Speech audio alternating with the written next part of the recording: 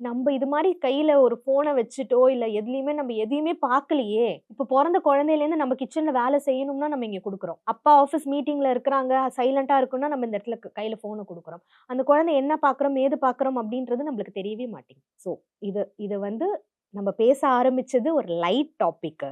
எந்த வயசுல என்ன சொல்லிக் குடுக்கணும், எப்படி எப்படி வளர்க்கணும்ன்றது.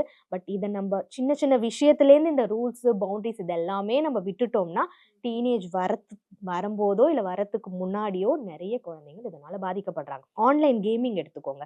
1 லேக் ஸ்வைப் பண்ணிட்டாங்க, 2 லேக் ஸ்வைப் பண்ணிட்டாங்க. கிரெடிட் கார்டு கையில எடுக்கிற மாதிரி பேரண்ட்ஸ் வச்சிடுறோம். கண்ணுக்கு தெரியிற மாதிரி எல்லா இடத்துலயும் எதுக்கு எடுத்தாலும் கிரெடிட் கார்டை ஸ்வைப் பண்ணிக்கிறோம் குழந்தைங்க கேட்கும் போது. அண்ட் இதை தவிர்த்து ஆன்லைன் ஆப்ஸ் எல்லாம் போட்டு நம்ம கார்டை சேவ் பண்ணி வச்சிருக்கோம். அம்மாவும் அப்பாவும் இங்க பிஸியா இருக்கும், உனக்கு வேணா ஃபுட் ஆர்டர் பண்ணிக்கோன்னு நம்ம சொல்லி கொடுத்துடுறோம். இந்த இடத்துல அழகா அது ஓடிபி எல்லாம் போட்டு பண்ணிடுறாங்க. இப்ப நாளைக்கு வந்து எனக்கு படிக்க பிடிக்கல, அப்பா அம்மா என் கூட டைம் ஸ்பெண்ட் பண்ண மாட்டேங்கிறாங்க, அதனால நான் போய் ஆன்லைன் கேம்ல வச்சு நான் 1 லேக் ஸ்வைப் பண்ணிட்டேன்.